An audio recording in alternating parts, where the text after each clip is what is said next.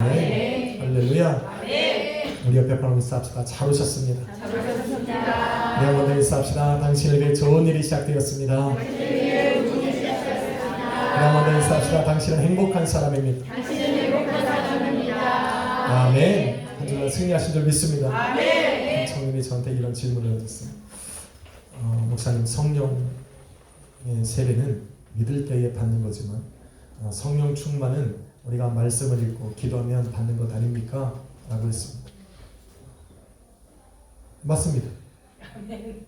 그렇게 하면 됩니다. 아멘. 네. 근데 우리 감정이, 마음이 뜨거워지지 않는데 이거를 성령 충만이라고 할 수 있습니까? 라는 질문을 던졌습니다. 그렇게 계속하면 됩니다.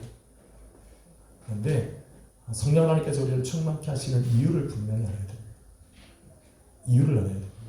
그게 가장 중요합니다. 성령의 충만이란 바로 복음을 전하는 능력입니다. 복음을 전한다는 것은 하나님의 뜻을 내 삶에 이루는 겁니다. 그래서 성령 충만함 받아서 충만함을 왜 우리가 삼아야 되고 왜 성령 하나님께서 나를 충만케 하시느냐, 왜 나를 성령에게 사로잡혀서 성령 하나님께서 나를 완전히 사로잡으시는가? 이유는 간단합니다. 내 뜻을 이루는 내 능력이 되시는 이유가 아니라 내 삶 속에 하나님의 뜻을 이루게 하시는 겁니다. 우리는 목적을 잃어버리면 안 됩니다. 성령 충만하고 내 심령이 막 뜨거워지는 것은 내 뜻을 이루기 위해 성령이 나를 치우시는 게 아니에요. 오늘도 내가 계획한 것들을 하나님께서 이루시기 위해서 나를 도우시는 게 아니에요.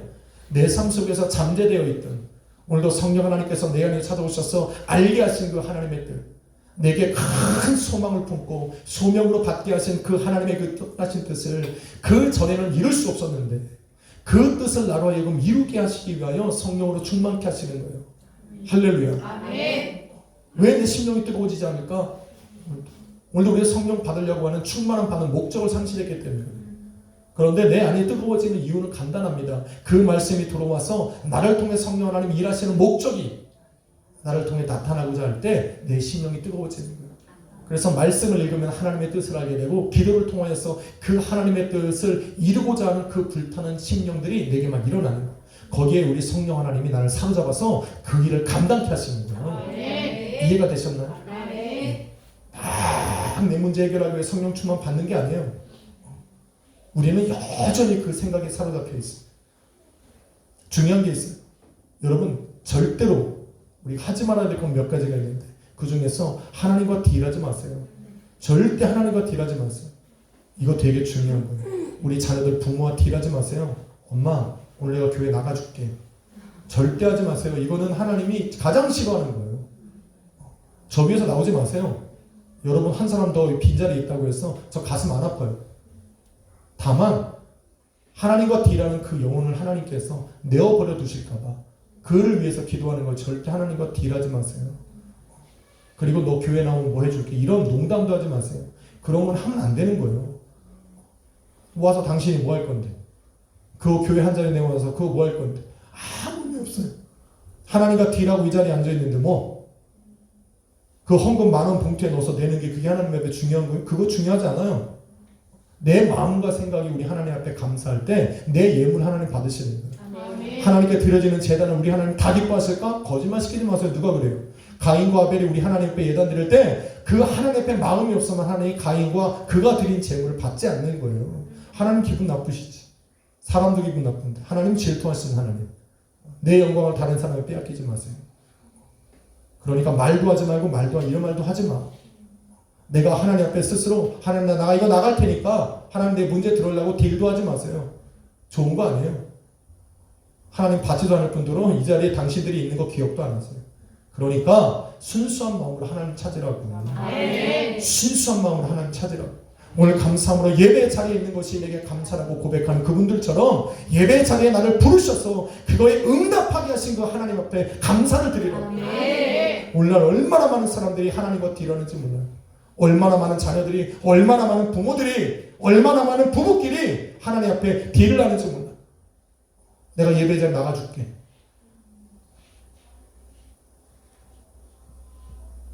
전심으로 하나님 찬양하세요. 전심으로. 기약 나와서 우리 하나님 찬양할 거는 전심으로 하세요. 하나님께서 만드실 때가 있는 거예요. 오늘 여러분 아셔야 돼요. 하나님을 떠난 사람이 얼마나 고통을 당하는지. 예수 그리스도의 몸된 교회와 성도가 세상 앞에 세상 가운데서 거룩한 그 구별된 모습으로 있어야 되는 이유는 세상이 혼돈하고 공허하고 깊은 흑암 속에 빠져가면 빠져갈수록 그들에게 빛을 비춰야 될 그러한 유일한 소망이 교회와 성도들에게 있기 때문에 한 주간 여러분도 아마 마음이 큰 상심죠. 그 혼란스러운 이 세상 이야기 속에 우리도 아마 들으며 살았을 거예요. 중요한 것이 있어요. 성도와 교회는 요동함이 없어요. 우리의 입술로 누가 잘했다 누가 못했다 이 사람이 옳다 저 사람이 옳다 판단하고 자지고 할 것도 없어요. 교회는 흔들리면 안 돼요. 교회가 그들 속에 잡아야 되는 중심이 되어야 돼요.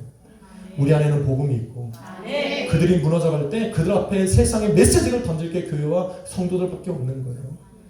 몰라서 입을 열지 않는 것이 아니에요. 요한 칼빈이 무슨 말을 했습니까? 정치와 교회는 반드시 공존해야 되는데 세상이 하나님의 말씀과 벗어날 때 교회는 반드시 그들 앞에 하나님의 목소리를 내야 되는데 그것은 투쟁이 아니라 하나님의 말씀으로 증거합니다. 우리는 하나님의 그 무너져가는 세상 속에 흔들려가는 우리나라에 그런 기도해야 되는 사람들이지 그들 앞에 촛불 들고 나가야 되는 사람이 아니에요. 저 또한 가슴이 아프고 흔들리는 세상 속에 과연 교회와 성도가 목회자가 해야 되는 것이 무엇일까 고민하고 염려하는 사람 중에 하나예요. 우리가 그거에 빠져들면 우리 안에 기쁨이 사라져요. 우리가 그 무너져가는 세상 속에 내 생각을 빼앗기면 우리 안에 기쁨이 사라져요.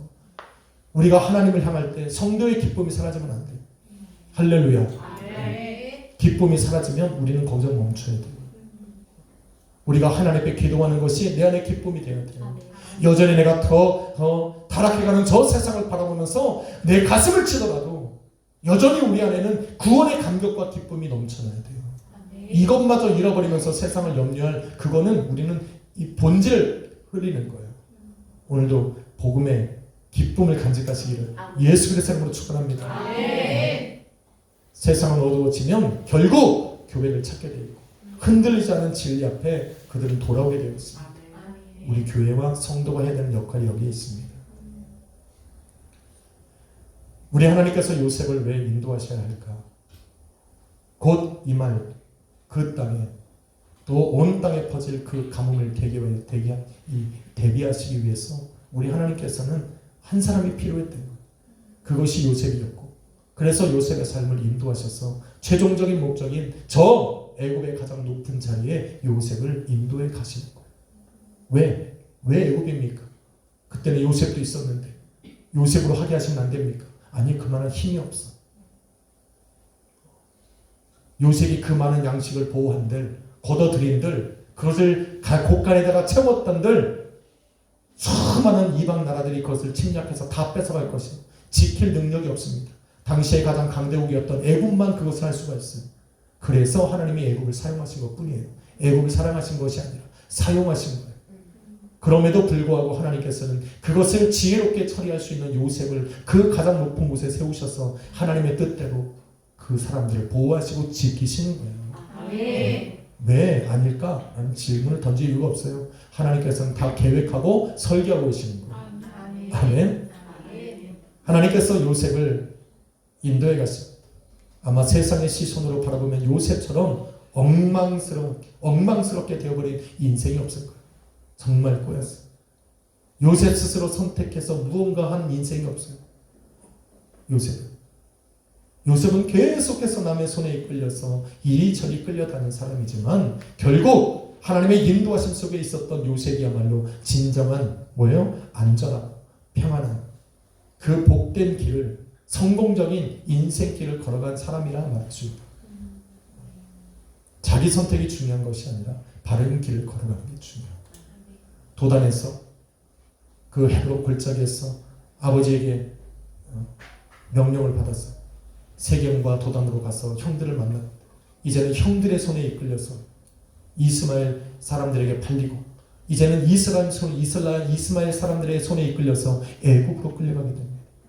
애굽으로 끌려가서 보디발의 선택을 받아서 보디발의 집으로 끌려가고 이제는 보디발의 또 선택에 옥에 갇히고 요셉의 인생 속에서 요셉이 스스로 선택해서 움직인 것이 하나도 없어요. 요셉은 말할 수 있을 거예요. 하나님 나는 어디 있습니까? 나는 네가 어디 있기에 너를 인도하시는 주님이 계십니다. 그거보다 안전한 길이 어디 있습니까? 그래서 주님 안에 살아가는 사람이 가장 복되다 말하는 게 그래요. 우리가 우리의 인생을 설계하고 준비하고 나가는 거 우리의 자유입니다. 그러나 잠언서 16장에 보면 뭐라고 말합니까? 사람이 그 마음으로 뭔가를 계획할지라도 그 길을 인도하시는 분은 여호와신 거예요. 하나님의 자녀의 삶은 이래야 되는 거예요. 비록 내가 무언가를 하고 싶고 내게 주신 달란트로 무언가를 할 수 있다고 생각을 해서 내 인생을 설계하지만 결국 하나님의 손에 살아가고 있는 사람들, 하나님의 손에 붙들린 사람들은 결국 하나님께서 그들의 삶을 고치시고 잘라내시고 꺾으셔서 우리 더러운 성격들 고치시잖아 하나님. 그래서 결국은 어떻게 해요? 아시리의 복을 지나서 결국은 토비의 길로 우리 하나님이 인도해 가시는 것이 은혜요. 어떤 사람은 그렇게 말해요. 나는 하나님의 자녀니까 언젠가는 하나님의 뜻대로 날 인도해 가시겠지. 이런 바보 같은 얘기가 어딨어. 그 사람은 평생 어디로 건너가? 아시리의 복만 인생으로 걸어가다가 결국 하나님 앞에 설 때 그때야 비로소 토부의 복을 누리는 사람들.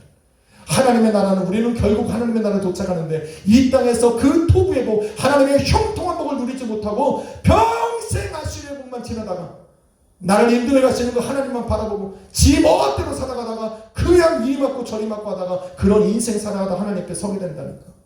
하나님 버리진 않지. 왜? 하나님을 버린 게 아니니까. 우리는 순간순간 토부의 복으로 인도를 받아야 돼요. 아멘. 그러니까 하나님 앞에 순복하고 하나님의 인도를 받는 사람이 가장 지혜로운 거예요. 가장 지혜로운 거예요. 한번 인사합시다. 지혜롭게 삽시다. 지혜롭게 살아야 돼요. 그거보다 더 복된 길이 없어요. 오늘 요셉의 삶이 그렇다는 거예요. 자기가 무엇인가 계획하고 설계할 수는 없는 인생이었지만 하나님은 그의 생각 속에서 그의 삶 속에서 당신의 분명한 계획을 이루어 가셨어요. 보디발에게 팔려갔을 때 보디발의 시선에, 애굽으로 팔려갔을 때 보디발의 시선에 들게 하셨어요. 시선에 들게 하셨어요. 그 많은 노예들 중에 보디발의 시선에 들게 하신 것이 요셉이었어요. 그래서 그 가정에 가게 되었고 가만히 바라보니까 어떻게 돼요? 요셉과 하나님이 함께 하시는 게 눈으로 보이고 요셉이 맡은 것마다 우리 하나님이 형통케 하시니까 어떻게 보디발이 자기의 모든 집안 사람들과 가정의 모든 것들을 다 요셉의 손에 맡기니 성경이 뭐라고 말합니까? 요셉이 맡은 그 순간부터 하나님이 그 집에 복을 주시는 거예요. 아멘. 그의 밥에도 복을 주시고 그의 사람들에게도 복을 주시고 그가 맡고 있는 모든 것에 하나님이 복을 주심으로 말미암아서 요셉을 그 집안의 가정총무로 세우시는 거예요. 요셉이 계획하면은 이렇게까지 못 올라간다니까. 하나님이 인도하셨다니까. 아멘. 아니 히브리 노예로 끌려간 그 청년이 어떻게 신이 대장 그것도 애굽 사람의 집에서 그 어마어마한 집안에서 가정총무까지 되냐고. 있을 수 없는 일이에요. 인간이 아무리 요셉이 뛰어난 머리로 계획하고 아무리 그에게 아부를 떤들 노예로 가서 가정총무까지 그의 계획 속에 그것을 이루어 나갈 수가 없다니까요. 하나님이 하시는 거지. 아멘. 그 여러분 어떻게 합니까? 스스로 애굽에까지 올라갈 수 없으니까 하나님이 보디발의 아내를 통해서 보디발이 그를 내치게 만들지. 그리고 옥에 가두는 거예요. 옥에 들어갔어. 하나님께서 요셉을 버립니까? 버린 겁니까? 아니요. 그게 아니죠. 옥에 들어감으로 말미암아서 하나님께서 애굽으로 그 애굽 바로왕 앞에 서게 하는 그 걸음으로 한 걸음 더 나아가게 하시는 거지. 왜? 보디발의 가정총무는 이 바로의 궁을 꿈꿀 수가 없는 거예요. 그래서 어떻게 해요? 하나님이 한 걸음 더 나아가게 하기 위해서 이 바로왕과 가장 가까이 있는 그 사람들을 만나는 접촉점을 어디다 두셨다? 옥에다 두신 거예요. 보디발로 하여금 요셉을 높게 만드신 거지.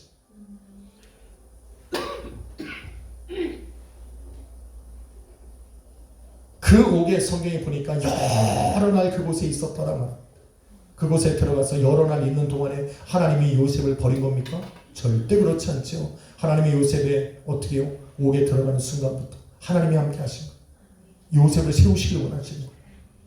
그 여러 날 있는 그 동안에 하나님께서 하신 일은 뭐예요? 신이 대장 그 안에 그 뭐라 그래요? 그 지키는 사람 그걸 뭐라 그래요? 간수장에게 뭐예요? 요셉을 뛰어나게 보이신 거예요. 그가 하는 일들마다 잘 되게 만드신 거예요. 요셉이 들어오니까 옥에서 막 빛이 나. 하나님 어떤 방법으로 하셨겠지. 간수장이 막 머리 아플 때 요셉이 어떻게 했겠지. 개보리나 하나 줬거나 뭔가 하나님이 하셨다라는 거. 자신이 스스로 할 수 없는 그 일을 요셉을 통해서 우리 하나님이 나타내 보이신 거지. 무슨 일이 이루어졌는지 하나님은 기록 안 해. 나도 몰라. 그러니까 내 마음대로 개보리 얘기하는 거죠. 뭔가 간수장이 할 수 없는 그 옥에서 누구도 할 수 없는 그 일을 요셉을 통해서 우리 하나님이 하게 하심으로 말미암아서 뛰어나게 하셨다니까. 간수장에 눈에 들어왔어. 그래서 간수장이 어떻게 합니까? 그 옥중에 있는 모든 죄수들과 거기에 있는 모든 재반 업무를 다 누구의 손에 맡겼냐? 요셉의 손에 맡기신 거예요. 그런데 여러분 잘 알아셔야 돼요. 하나님께서 이 일 하자고 요셉을 그 옥에서 뛰어난 인물로 만드시고자 옥에 들어가게 하신 거예요.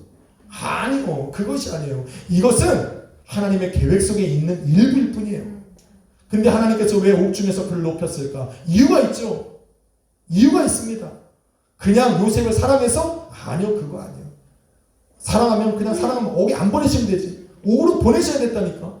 보내신 곳에서 그가 고통받지 아니하도록 우리 하나님이 모든 분위기 환경을 다 만들어 놓으시는 거예요. 다 만들어 놓으셨어. 그래서 간수장이 너무나 사랑하지. 그래서 그의 지위를, 요셉의 지위를 그 간수장 다음으로 높여놓으신 거예요. 왜 그렇게 하셨을까? 이제 곧 누가 들어와야 돼? 바로의 신하들이 들어와야 된다니까.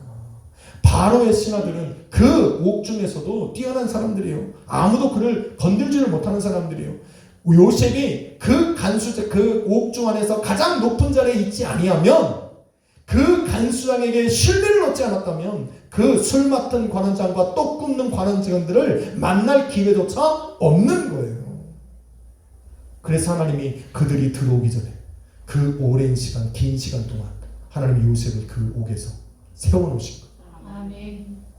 그래서 그들이 다 옥에 들어왔을 때 우리 하나님이 하신 일이 뭐예요? 간수장의 입을 통해서 너가 저들을 보살펴주라고. 할렐루야. 이게 감동이 돼야 되는데 내가 말을 잘 못하나 봐. 이럴 때 아멘 해야 되는데. 그 세상 가운데서 있을 때 하나님께서, 하나님이 함께 하시면 하나님 뭐요? 나를 높이시는 거예요. 내가 하나님 안에 있을 때 여러분 내가 높입니다. 세상이 반드시 우리를 좋아할 수밖에 없어요. 뭔가 세상이 할 수 없는 것을 우리는 행하고 있어. 우리한테는 굉장히 자연스러운 일인데 세상 사람들은 그렇게 안 보여요. 뭔가 다르게 느낍니다. 분명히 다릅니다. 우리가 하나님 안에 있다라는 것, 하나님께서 나를 도우신다, 하나님 내 범사의 형통한 대로 복으로 함께 하신다, 이거는 뭔가 다른 거예요. 세상으로 바라보게 하시고 세상으로 체험케 하시는 거예요. 우리는 당연한 거지. 왜? 내 삶에 우리 하나님 그렇게 지금까지 인도해 오셨으니까. 우리는 모르는데 세상은 구별하게 본다니까. 그래서 세상에 타겟이 될 수 있어요. 그래, 교회 다니는 사람을 막 뭐라고 하면서도 교회 다니는 사람 세상이 좋아해요. 태클아, 널 왜 좋아하는지 알지? 그 회사에서 사장님이 좋아하잖아. 아니야? 교회 다니는 사람은 그렇지 않아요. 저는 지금까지 그래요. 어디 가든 잘 돼요. 근데 너무 잘 되니까 불안하더라고. 너무 잘 되니까. 어느 날 얼마나 가난하고 힘들게 살아. 그래 하나님이 좋은 직장을 하나님, 나도 물질에 뭐랄까요 주옵소서. 뭐 전도사 갈 기도는 아니에요. 그땐 전도사였어요. 전도사 갈 기도는 아닌데 하나님은 막 기도했어요. 아, 좋은 직장이 생기더라고. 버스 닦는 거. 여러분 이거 구하는 게 쉬운 게 아닙니다. 이 구하는 게 쉬운 게 아니에요. 버스 청소하는 거. 하루에 버스가 한 밤에 이제 닦아야 되는데 11시부터 시작해갖고 5시까지 하면 된대요.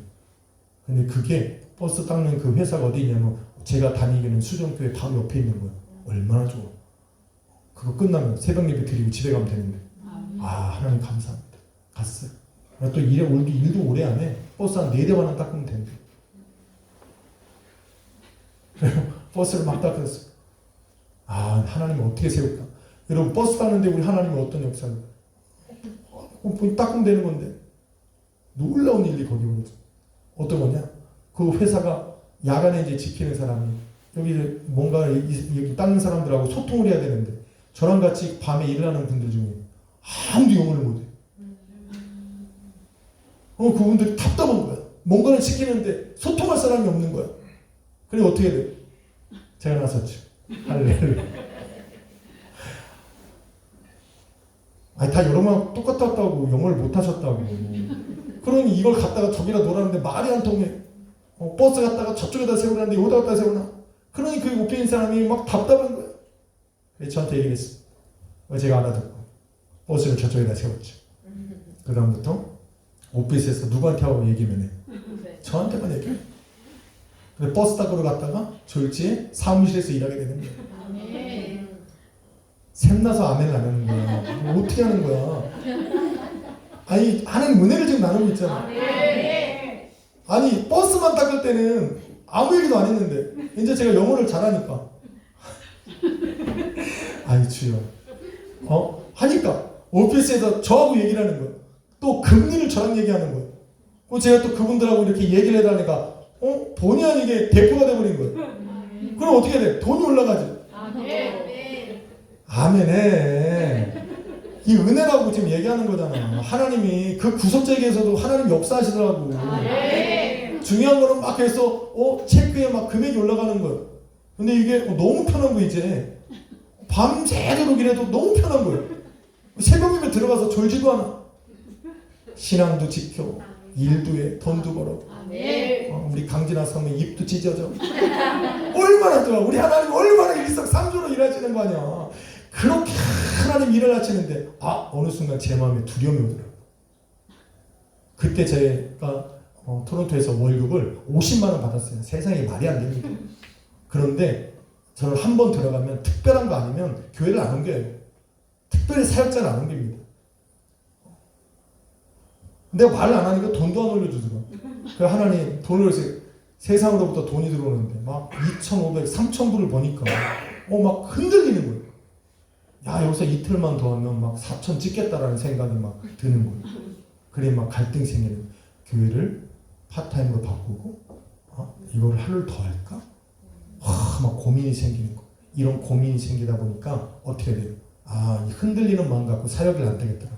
그래서 제가 어떻게 했습니까? 과감하게 내려놓고 사역에 전념했죠. 아멘. 그때부터 또 힘듦이 찾아오는 거죠. 힘듦이 찾아오는 거죠. 우리 사모의 얼굴에서 미소가 사라지고. 하나님이 그렇게 생각지도 않은 방법으로 역사하시더라는 거예요. 또 간증을 또 하나 할까? 사실 제가 영어를 가르쳤는데 영어를 가르치게 된 계기가 있어요. 영어를 가르치게 된 계기. 제가 영어를 처음부터 가르친 게 아니에요. 그리고 딱 하고 그만두고서 집에서 이제 사역만 하고 공부는 계속 했으니까 공부를 하고 있는 거죠. 그러고 있는데 가서 일을 하기가 두려운 거예요. 어떻게 할까? 그런데 한 분이 저희 집에 오셨어요. 누구냐? 우리 강정아 집사님 오셨어요. 강정아 집사님. 우리 강정아 집사님이 토론토에 잠깐 이렇게 어학연수를 오셨어요. 그래서 저랑 같이 지내면서 저한테 한마디를 던졌어요. 영어를 좀 가르쳐보면 어떨까? 한 번도 생각을 해보지 않았어요. 한 번도 생각을 해보지 않았어요. 그래서 제가 영어를 가르치기 시작했어요. 영어를 가르치기 시작했어요. 근데 처음에 영어를 가르쳤는데 뭐를 어디서부터 가르쳐야 될지를 모르겠는 거예요. 그래서 어떻게 합니까? 나도 공부하면서 공부한 거 가르치고 공부한 거 가르치고. 그래서 저한테 6개월 동안 배운 사람들은 참 불미안해요. 좀 내가. 그들이 질문을 던지면 대답할 게 없는 거예요. 나도 모르니까. 그게 중요한 게 아니야. 지금 이거부터. 그 다음날 공부해갖고 또 가르치고 그랬어요. 이렇게 똑같은 애들을 한 6개월을 가르치다 보니까 이제 노하우가 쌓이고 이제 영어가 뭔지 어떻게 가르치면 되는지 알겠더라고요. 그래서 어떻게 했어요? 이제는 공개적으로 이제 이걸 탁 펼쳐놓고 했어요. 6개월 동안에 3명 붙더라고요. 다행이지. 더 많이 붙었으면 더 미안할 텐데 그래도 3명 붙었어. 그 다음부터 그들을 막 가르치고 있으니까 이 3명이 어떻게 돼요? 이제는 자기 친구들을 데리고 오는 거예요. 그렇게 6개월 동안에 한 달에 5,000불을 넘게 벌었어요. 5,000불을 넘게 벌었어요. 영어로만. 갑자기 우리 사모의 얼굴에 미소가 다시 띄어지면서 삶이 피면서 갑자기 무슨 생각이 드냐? 이러다가 이러다가 그거 되겠다. 하루에 아침에 9시에 도서실 문을 열어요. 도서실 문을 열면 밤 11시까지 문 닫을 때까지 학생이 끊이지가 않는 거예요. 한 명, 두 명 갖고 안 되니까 막 4명씩 그룹 레슨을 하는 거예요. 한 명당 40만 원씩 일주일에 2번, 3번 가르치는 이렇게 막 돈이 막 쌓이는 거예요. 야, 이렇게 쌓이니까 드디어 내 생전에 적응을 하고 살겠구나. 우리 하나님 막 보내시는 거예요. 막 붙이시는 거예요. 그랬다고 막 붙였어요. 근데 또 제 마음에 욕심이 생기더라고요. 야, 이 물질이라는 게 이렇게 어렵습니다. 물질이 탁 들어오고 통장에 잔고가 쌓이기 시작하니까 마음이 막 이런 사역의 소홀이죠. 50만 원 받고 할 게 아니더라고요. 거기에 막 그때 우리 임세민 집사님 찬양당 할 때 막 토요일 날 7시간씩 연습했어요. 불쌍했어. 이거 뭐 30분 막 이렇게 하고 되는 게 아니야. 그때 임세민 집사님 날씬했어. 연습하느라고. 막 토요일 날 아침부터 나와가지고 막 점심 먹고까지 연습하면 그랬어요. 그렇게 막 다 이겨내니까 저기 있지. 그 신앙을 다 버티고 저기 있다니까. 그러니까 요동함이 없잖아. 할렐루야. 그렇게 했어요. 근데 막 마음속에 그게 생기는 거야. 아, 이 시간 좀 더 가리키면 좀 더 이런 생각이 드니까 하나님께서 사사골래 그냥 빵 나게 하셔가지고 그 몇만 불 모아놓은 거 한 번에 털어가시더라고요. 그 다음부터 깨달았어요. 아, 하나님이 기뻐하시는 일이 아니에요. 하나님만 의지하고 하나님을만 의뢰하고 살아가야 될 이 사역자가 이 세상 것에 딱 빠지니까 이 굳었던 믿음이 흔들리기 시작합니다. 그래도 하나님을 향하며 살아왔다는 그 신앙조차도 이 사명감이 흔들리기 시작합니다. 그러니까 하나님이 그걸 딱 지으시고 나서 모든 거 덮고 공부하고 살기만 전념했어요. 아마 안 그랬으면 이 자리까지 못 왔을 수도 있어요. 여하튼 간증을 그만. 이런 일이 무수히 많아요. 이 하나님께서 요셉을 옥에 가두시고 왜 그를 뛰어나게 하실까? 뛰어나게 하셔서 옥에서 승리해봐야 옥은 중요한 게 아니에요. 그 공간에서 아무리 높은 자리에 올라가도 죄인이잖아. 그 자리에서 하나님 높이신 거는 그 자리에 요셉으로 머물게 하는 것이 아니라 그곳에서 건져내시기 위해서 그들을 건져낼 수 있는 사람들을 하나님 그들에게 부으셔서 그들과 만나게 하시기 위해서 그를 가장 높은 자리에 그곳에 세우신 거죠. 결국은 술 맡은 사람과 그 떡 굽는 사람이 들어와서 그들과 만나게 됩니다. 그리고 오랜 시간 그들과 함께 있으면서 신뢰를 쌓이게 하고 근데 드디어 하나님이 일하시기 시작하죠. 무슨 일이에요? 그 옥에서 건져내시기 위한 하나님이 일을 하기 시작합니다. 이게 하나님의 본심입니까? 본 계획입니까? 그 하나님의 방법은 뭐예요? 그 두 사람에게 동일한 꿈을 꾸게 하시는 거지. 꿈을 꾸게 하시는 거예요. 꿈을 꾸게 하셨는데 어떻게 합니까? 술 맡은 사람에게는 똥이란 꿈을 꿨는데 그 밤에 동일한 그냥 발음이 강하구나 이렇게 생각하시면 되지.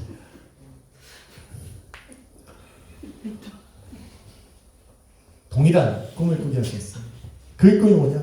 술 맡은 사람에게는 왕의 술 맡은 바로의 술 맡은 사람에게는 꿈을 꾸게 하셨는데 포도나무가 자라고 거기서 새 가지가 나고 여기에서 포도 열매가 맺게 하시죠.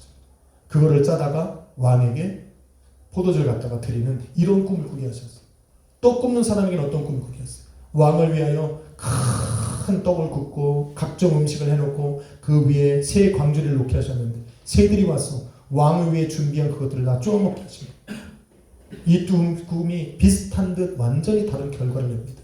어떻게 합니까? 요셉이 그들이 그 꿈을 꾸고 근심하게 만들고 근심하게 만들어. 왜? 자신들에게 꿈을 해석해 줄 사람이 없는 거예요. 이들이 밖에 있을 때는 괜찮죠. 왜? 애굽에도 수많은 주술사들이 있었으니까. 꿈을 해석하는 이들이 있었으니까. 마술하는 사람들이 있었으니까. 그들이 그 꿈을 자기의 생각대로 풀어놨는데 이 감옥 안에서는 도대체 이 꿈을 해석할 사람이 없으니까 마음속에 근심이 일어난 거예요. 여러분 아까 제가 서두에 말했어요. 세상이 근심하는 것은 누구를 찾게 하기 위함이다. 교회를 찾기 위함이고 성도를 찾게 하기 위함이지.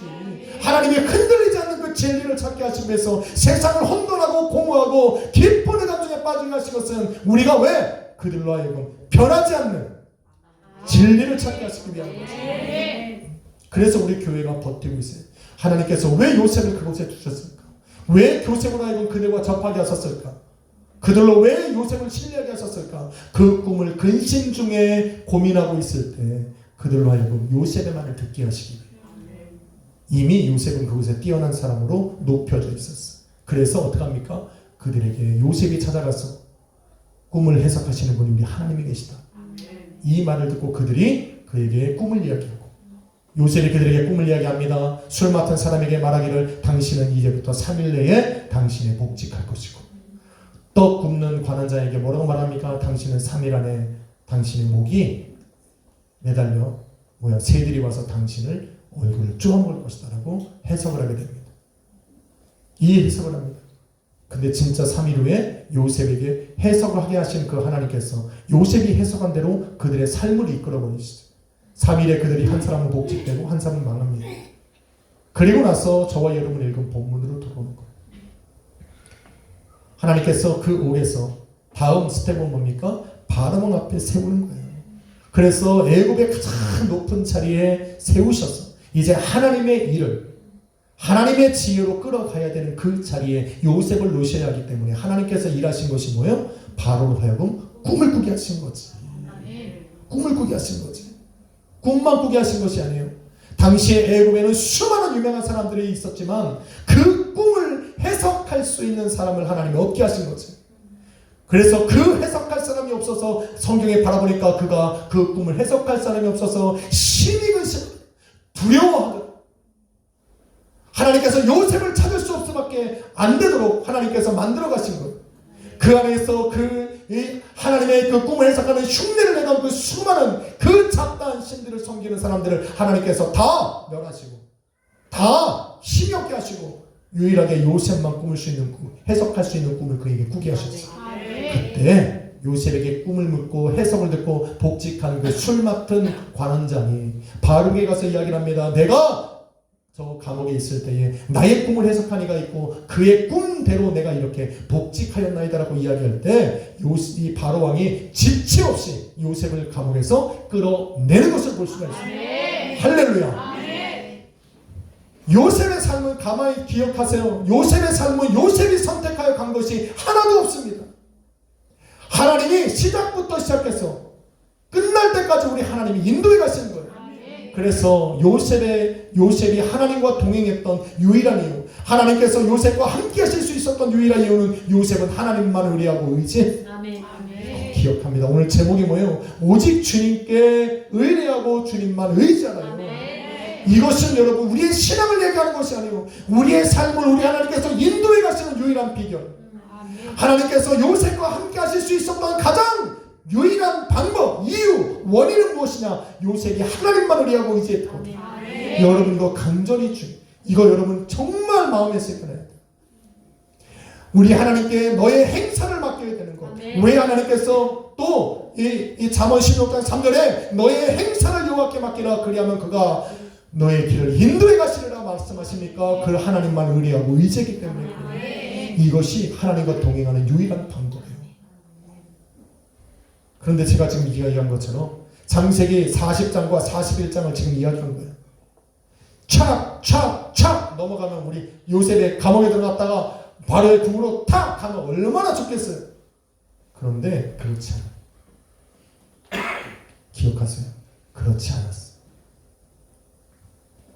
그렇지 않았어.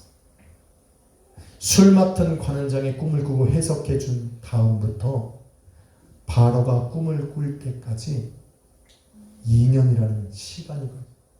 2년이라는 시간. 2년이라는 시간이 공백이 생기는 거예요. 성경 그 2년 동안에 어떤 일이 벌어졌는지에 대해서 한마디 언급이 없어.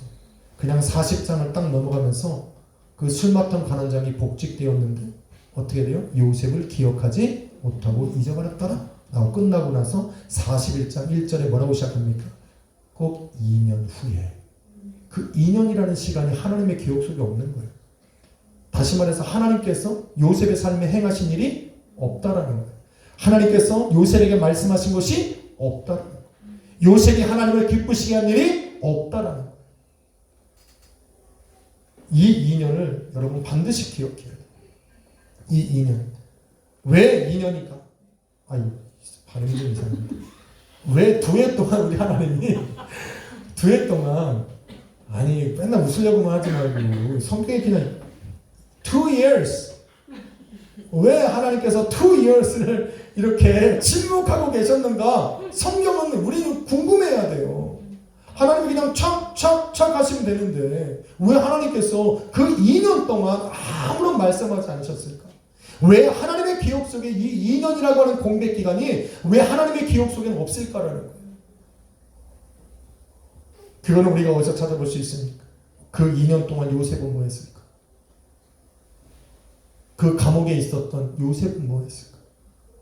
그 2년 동안. 그것을 알아보려면 여러분 오늘 본문 14절을 다시 한번 읽어봐야 돼요. 이 본문 14절을 한번 읽어봅시다. 성경 편하셨죠? 읽어봅시다. 시작. 이에 바로가 사람을 보내어 요셉을 부르매 그들이 급히 그를 옥에서 내놓은지라 요셉이 곧 수염을 깎고 그 옷을 갈아입고 바로에게 들어갔다라 말합니다. 어떻게 수염을 깎고 옷을 갈아입었다. 수염을 길었고 남루한 옷을 입고 있었다는 걸 기억해야 돼요. 그 40장까지는 요셉의 모습은 이렇게 추한 모습이 아니에요. 간수장으로부터 인정을 받아서 그 옥에 있는 모든 죄수들을 관리하고 그에 있는 모든 이 옥에 있는 재반 업무를 다 관리하는 사람입니다.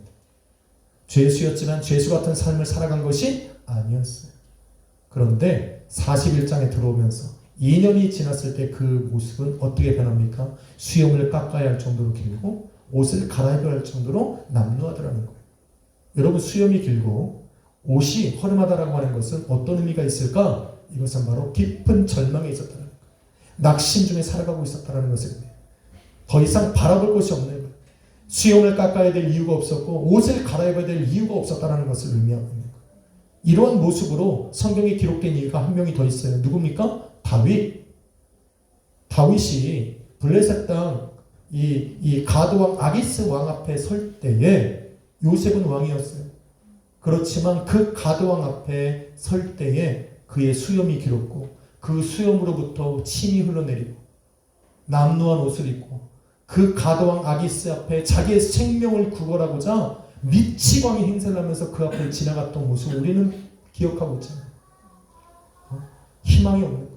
그 사람에게 자기의 생명을 구하기 위해서 그 자기를 가장 낮은 자리에 낮춰야 되는 모습을 지금 누가 하고 있는 거예요? 요셉이 하고 있는 거예요. 희망이 없는 거예요. 그 전까지는 그래도 희망이 있었어요. 하나님의 인도하심 속에 정말 그 물 없는 구덩이에 던져질 때도 이스마엘 사람들의 손에 이끌려서 노예로 끌려갈 때도 애굽에 노예로 팔려서 보디발의 집으로 갈 때도 요셉의 모습은 이렇지 않았어요. 요셉의 그 모습에 비춰진 그 모습은 하나님과 늘 동행하는 사람이에요. 소망을 가진 사람이었어요. 절망이란 찾아볼 수 없는 사람이에요. 그 입술에 원망과 불평이 없는 사람이에요. 하나님을 바라고 하나님과 동행하는 사람이에요. 그런데 지금은 완전한 다른 모습이에요. 왜 그럴까?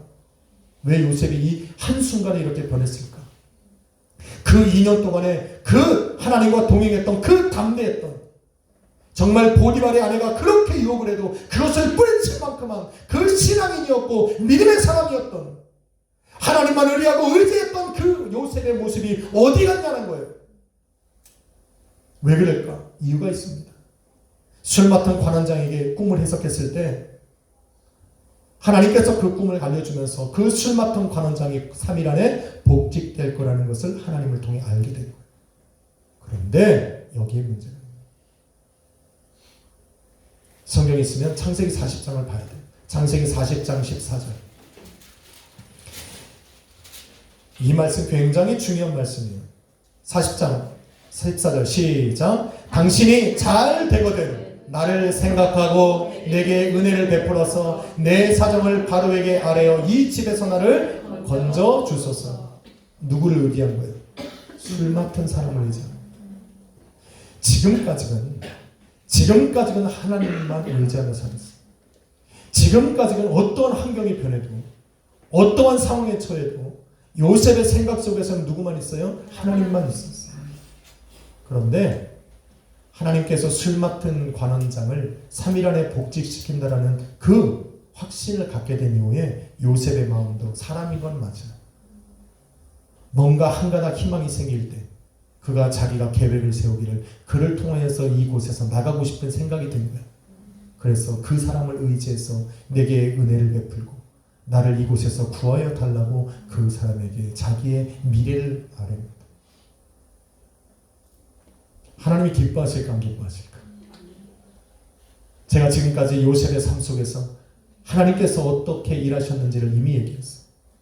순간순간 세상의 시선으로는 엉망진창인 인생이었지만 하나님께서는 그 순간순간마다 그를 복되게 하셔서 그를 가장 높은 자리에 세우면서 지금 이 자리까지 오시게 하셨는데 결국 마지막 자기 눈에 보인 이 희망의 끈 앞에서 요셉의 마음이 무너지고 하나님을 의지해왔던 것들이 무너지고 오히려 사람을 의지하고 하나님 앞에 자기의 인생을 내어드리며 아뢰었던 것들을 사람에게 자신의 미래를 내어줍니다. 그런데 40절 끝에 뭐라고 해요? 40절 끝 맨 마지막 23절 뭐라고 해요? 시작! 술 맡은 관원장이 요셉을 기억하지 못하고 그를 잊었다. 하나님께서 완전히 잊어버리게 만드십니다. 완전히 잊어버리게. 우리가 하나님을 의지해야 되는 순간에 세상을 의지하면 이렇게 되는 거예요. 하나님 가만히 두시겠어요? 아니 그렇지 않죠. 내가 하나님을 의지해야 되고 하나님의 인도를 받는 가운데에 하나님께서 하셨던 그 일들을 내 생각 속에서 뭔가 하나의 희망을 가졌을 때 그들을 하나님을 대신하여 의뢰하고 그것을 의지하며 나아갈 때에 하나님은요 스탑이에요. 올 스탑. 그 하나님께서 그 순간 40절 마지막을 끝으로 하나님이 2년 동안 침묵하신 거예요. 요셉에게 어떤 말씀도 안 하셨어요. 요셉이 하나님께서 요셉에게 찾아가서 말씀하지 않으셨다. 그를 통해 일하지 않으셨다라는 것이 요셉의 삶에 어떠한 영향을 줄까? 여러분 지금까지 보디발이 요셉을 사랑하고 그 가정 총무로 세운 이유가 분명합니다. 하나님이 함께 하시니 하나님이 형통케 하시는 것이 자기의 눈에 보여지고 나타났기 때문에 그를 세운 거예요. 요셉이 히브리 사람이기 때문에? 아니요. 요셉이 용모가 빼어나고 지혜롭기 때문에? 아니요. 하나님이 함께 하시는 걸 보았기 때문에. 간수당이 왜 이 옥중에 있는 간수들과 그 재반 업무들을 다 요셉의 손에 맡깁니까? 하나님께서 함께 하시고 하나님이 그와 함께 하시고 그를 형통케 하시는 것을 눈으로 봤기 때문에 그런 거예요. 그런데 지금 그랬겠던 하나님께서 침묵하시고 하나님이 침묵하시고 하나님이 침묵하시면 세상 사람들의 눈에 봤던 칭찬 또한 사라지는 거예요. 이전과 다른 모습을 요셉을 살아가는 거예요. 그전에는 뛰어난 지혜로 하나님의 영감으로 하나님의 도우심으로 만사가 범사가 형통하게 되었는데 지금은 요셉의 삶에 하나님께서 아무것도 일하지 않으시니까 평범한 죄인 중에 하나로 바뀌어요. 그가 맡았던 모든 재만 업무들을 간수장이 다 걷어들일 수밖에 없는 거예요. 이제는 그 오간에 갇혀있는 그 죄수들의 한 사람으로 요셉의 모습이 바뀐 거예요. 그러니 그 죄수들처럼 나름한 옷을 입을 수밖에 없고 수염이 기를 수밖에 없는 거예요. 여러분 우리 성도는 하나님의 사람들은 하나님 앞에 한번 의지하고 하나님께 붙들려만 사는 사람들은요 하나님만 의지하고 살아야 돼요. 아멘. 하나님과 그래서 아까 말한 거예요. 딜하지 말라고 하나님 앞에. 내가 하나님 이거 할 테니까 이거 해달라는 조건도 내세우지 마세요. 하나님 기뻐하는 일이 아니에요. 하나님께서 내게 주셔서 형통하게 내 생각과는 다르게 나의 삶이 풀리고 있을 때 이거보다 더 중요한 것은 하나님이시라니까. 히브리서에 분명하게 기록합니다. 집보다 집을 지은 이가 더 위대한 거예요. 왜? 그 집은 사라지고 무너질 수 있어도 그 집을 다시 세울 수 있는 분은 하나님은 변치 않으시니까. 이걸 자꾸 까먹으면 안 돼. 이걸 자꾸 까먹으면 안 돼. 하나님이 내 삶에 찾아오셔서 내 삶에 세우신 것은 하나님이 다시 하실 수 있게 하나님에게 계속 하나님만 의지해야 돼. 아멘. 이것이 흥하든 성하든 쇠하든 망하든 하나님을 나는 붙들고 있어야 됩니다. 아멘. 이것이 얼마나 중요한 이것이 얼마나 중요한 이것이 하나님이 내게 주셨어. 하나님이 내게 주셨으니까 내가 잘 관리해야 돼.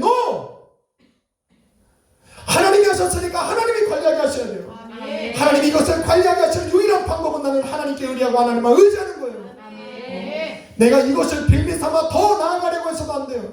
왜? 하나님이 이것을 통한 하나님이 여기에 내 인생의 끝이 아니니까. 하나님이 내게 계획하신 것은 여기가 아니니까. 하나님이 이것을 뒤밟고 하나님이 더 나아가게 하기 위해서 하나님 나를 잠시 나로 건너가게 하시는 거니까. 나로 지나가는 하나의 걸음의 단계지. 이것이 내 인생의 끝이 아니니까. 우리는 하나님을 놓으면 안 되지. 요셉이 하나님을 놓으니까 모든 것이 끝나. 하나님의 음성도 하나님의 역사도 하나님의 지혜도 하나님의 형통한 복도 요셉에서 사라지니까, 인생에서 사라지니까 2년 동안 그 어떤 것도 하나님의 눈에 그의 삶은 들어오지 않아요. 그리고 오늘 말씀에 보니 2년 후에 라는 말이 2년 후에 라는 말. 왜 2년 후일까? 2년 후에. 그건 저도 몰라요. 왜 하나님이 2년일까? 왜 하나님이 2년 후에 요셉을 위해서 다시 일하실까? 이유가 분명합니다. 이유가 있어요. 요셉이 변했어. 2년 동안 요셉의 마음속에는 아마도 어느 순간까지는 희망이 넘쳤어요.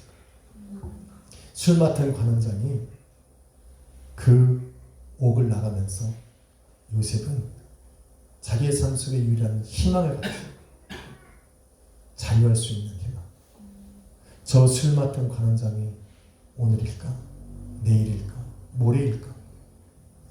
나를 이곳에서 건져낼 만한 희망을 하나 가지고 계속하여 기다렸을까?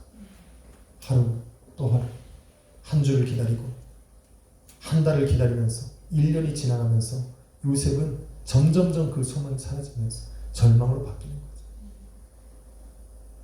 이제는 자기 이름조차 들려지지 않고 자기의 삶이 곤두박질 쳐가는 모습을 바라보면서 아마 깊은 절망으로 낙심과 좌절로 들어가기 시작했어요. 그러면서 요셉이 깨달은 것 한 가지가 있는데 다시 자신에게 꿈을 주셨던 그 과거의 모습으로 돌아갔어요. 그 하나님이 내 인생의 주인이라는 걸 깨닫게 되죠.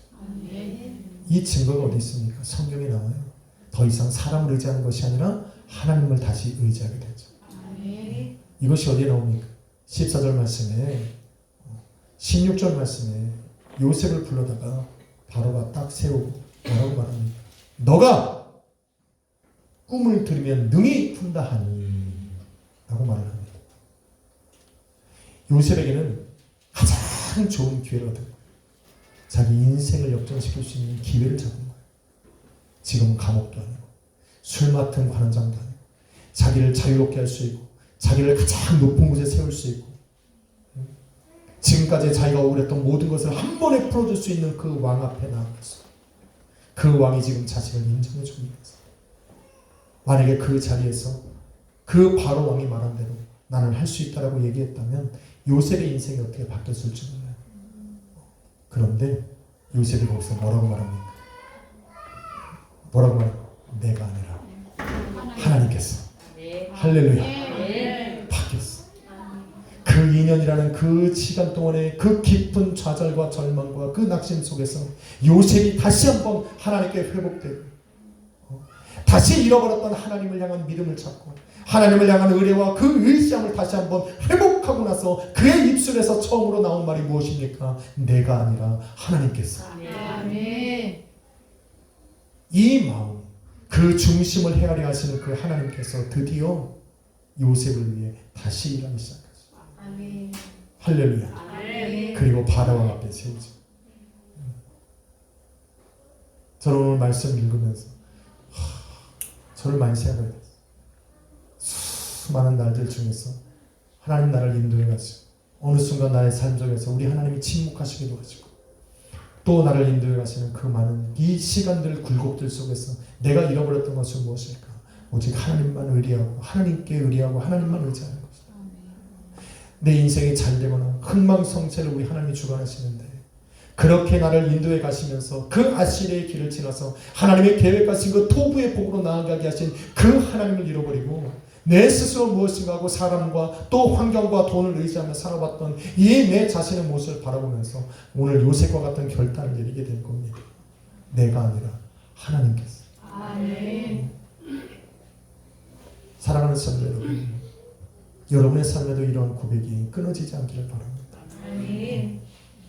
요셉을 그 애굽의 가장 높은 자리에 세우셔야 하는 것은 정말 요셉의 혼자서는, 요셉의 머리로는, 요셉의 생각으로는 감당할 수 없는 일들이 곧 밀려올 것이기 때문에 그 엄청난 일을 하나님께서 주관하실 때 그 말씀하시는 대로 따라가야 될 요셉이 필요했던 겁니다. 하나님은 요셉에게 원하시는 것은 철저한 순종이고, 철저한 하나님을 의뢰하는 마음이고, 철저히 하나님께만 의지하는 마음, 믿음이 필요했던 거지. 하나님은 지금까지 그렇게 만들어 가시고 계십니다. 우리 또한 요셉에게 계획하셨던 그 목적대로 우리 각자에게도 뭐가 있습니까? 하나님이 계획하신 그 복된 자리에 있는 거잖아요. 하나님 우리 각자에게 세우신 우리 인생의 목표가 있는 거잖아요. 하나님이 그곳에 우리를 가셔서 그곳에서 하시고 싶은 일은 무엇입니까? 하나님의 뜻을 이루는 거잖아요. 그러기 위해서 우리에게 요구하시는 것은 오늘 요셉에게 요구해왔던 것과 다르지 않다는 거예요. 하나님께 의뢰하고 하나님만 의지하는 것, 내가 아니라 하나님께서 하셨다는 이 고백이 우리를 통해서 나타나길 원하십니다. 오늘도 우리는 여전히 하나님께서 기억하지 못하는 그 2년간의 감옥 생활 속에 살아갈 수 있습니다. 내가 계획한 것이 이루어지지 않아서 오늘도 우리는 절망 속에 살아갈 수 있어요. 낙심 속에 살아갈 수 있어요. 이제 이런 환경을 우리가 바꾸고 하나님께서 나를 위해서 다시 일하게 하시는 유일한 방법이 있다면, 이제 오늘 요셉이 그 바로왕 앞에 자신이 아니라 하나님을 드러냈던 그 말처럼 내가 아니라 하나님께서 내 삶을 인도해 가셨다는 이 고백, 내가 아니라 하나님께서 당신에게 해석하여 주시는 분이 하나님이시라는 것을 이야기할 수 있는 이 담대한 선포가 저와 여러분의 삶에 이루어지면 우리 하나님이 일하시기 시작합니다. 저는 오늘 이 밤이 그렇게 되었으면 좋겠어요. 하나님과 딜하지 마세요. 교회 나가는 것이 여러분의 삶에 무엇인가 대단한 결정을 하는 것처럼 하나님과 딜하지 마세요. 대신에 그 삶을 바꿔서 내가 아닌 하나님을 드러내고 하나님만 의지하는 모습으로 한번 나가보자는 거예요. 하나님이 일하실 것이고, 하나님이 일하실 때 우리 범사가 형통케 되는 은혜가 여러분의 삶에 반드시 저는 나타나리라 믿습니다. 오늘 저는 그 하나님을 높이 찬양하고 그 하나님만을 저는 의지하며 나아가는 할렐루야. 한번 옆에 분하고 인사합시다. 내가 아니라 하나님께서, 다시 합시다. 내가 아니라 하나님께서 이루어 가실 것입니다. 그래서 기도해야 됩니다. 기도해야 됩니다. 하나님께서 그 모습을 내 삶에 나타내실 때까지, 다시 일하실 때까지 우리 내 마음과 생각을 고쳐놓고 내 입술로 우리 하나님 앞에 선포하며 그 드려야 됩니다. 하나님이 일하시리라 믿습니다. 기도하겠습니다. 거룩하신 하나님 감사합니다. 아버지, 요셉처럼 방황하며 또 하나님 내가 계획한 것대로 살아갔을지 몰라도 이 시간에 우리는 새롭게 합니다. 내 마음을 주님께 드립니다. 나의 믿음과 결단을 우리 하나님께 올려드립니다. 내가 아니라, 우리가 아니라 하나님께서 하셨습니다. 내가 아니라 하나님께서 하십니다. 내가 아니라 하나님께서 이루어 가심을 믿습니다. 아버지, 이러한 신앙을 잃어버리지 아니하도록, 하나님을 의뢰함을 잃어버리지 않도록, 하나님을 신뢰함을 잃어버리지 않도록, 하나님께 아버지 하나님 이 묻고 하나님께 물으며 나아가는 이 삶을 잃어버리지 않도록, 하나님께 기도하며 나아가는 것을, 그 기도의 자리를 잃어버리지 아니하도록 하나님 나를 붙들어 주옵소서. 그런 나를 통해 일하여 주옵소서. 감사드리며 예수님의 이름으로 기도했습니다. 예수 사랑합니다. 예수 사랑합니다. 사랑합니다. 온 마음 다하여 오직 주님 한 분만 간절히 원합니다. 예수 사랑합니다. 예수 사랑합니다. 사랑합니다. 온 마음 다하여 오직 주님 한 분만 간절히 우리 한 번 더 고백합시다. 예수님 사랑합니다. 예수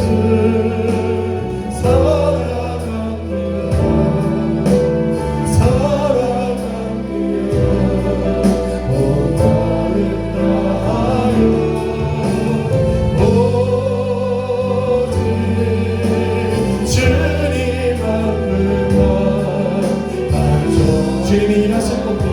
넘쳐나네 넘쳐나네 넘쳐나네 주를 향한 내 속에 갈망이 주님께 나를 끌어주소서 주님이 일하시니 넘쳐납니다.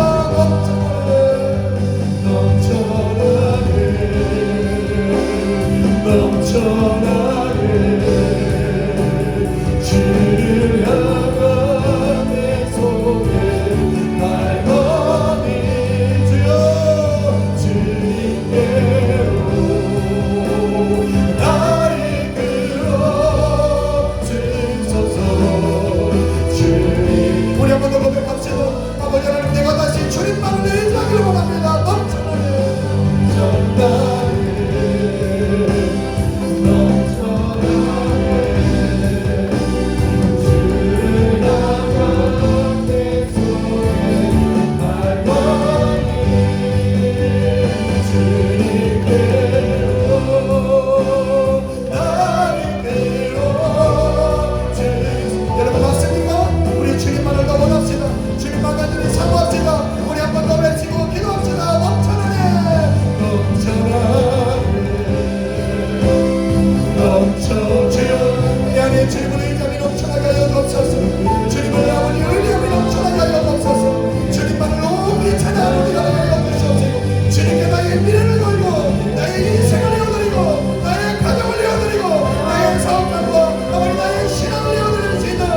우리 학생의 성